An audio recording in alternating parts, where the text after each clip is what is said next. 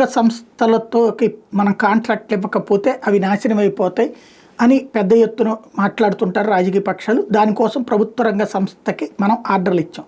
సైన్యానికి కావాల్సినటువంటి తేజస్ యుద్ధ విమానాల కాంట్రాక్ట్ హిందుస్థాన్ ఏరోనాటికల్ లిమిటెడ్కి ఇస్తే వాళ్ళు ఈ రోజు వరకు పని పూర్తి చేయట్లేదని ఇప్పుడు ఏకంగా ఎయిర్ ఫోర్స్ అధికారే వ్యాఖ్యానించడం సంచలనం సృష్టించి ఎయిర్ చీఫ్ మార్షల్ ప్రస్తుతానికైతే నాకు హిందుస్థాన్ ఏరోనాటిక్స్ లిమిటెడ్ మీద నమ్మకం లేదు, సంస్థలో సందర్భానికి తగిన పనితీరు కానీ వేగం కానీ మిషన్ మోడ్ కానీ కనిపించడం లేదు అంటూ ఏదైతే వాయుసేన అధిపతి air chief marshal Amarpreet Singh వ్యాఖ్యానించారు.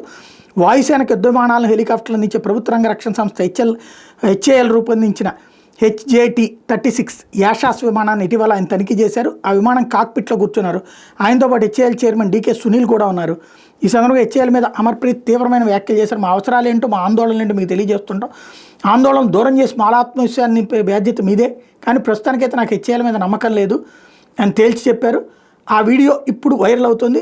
Defence news portal national defence తన యూట్యూబ్ ఛానల్లో పెట్టడంతో ఈ వివరాలు అందుబాటులోకి వచ్చినాయి, బయటకు వచ్చినాయి. హెచ్ఏఎల్ మనందరి సంస్థ, అందరూ ఇక్కడ పనిచేసేవాళ్ళమే. నేను ఫిబ్రవరిలో ఇక్కడికి వచ్చినప్పుడు 11 తేజస్ MK1 విమానాలు సిద్ధంగా ఉంటాయని హామీ ఇచ్చారు, కానీ ఒక్కటి కూడా సిద్ధం కాలేదని నిలదీశారు. హెచ్ఏఎల్ ఉన్నతాధికారులు స్పందిస్తూ మీరు చెప్పిన అంశాలను పరిగణలోకి తీసుకుంటామని చెప్పారు. అమర్ప్రీత్ సింగ్ మళ్ళీ తన మాటలు తప్పని నిరూపిస్తే తనకంటే సంతోషించే వాళ్ళు ఉండరని చెప్పారు.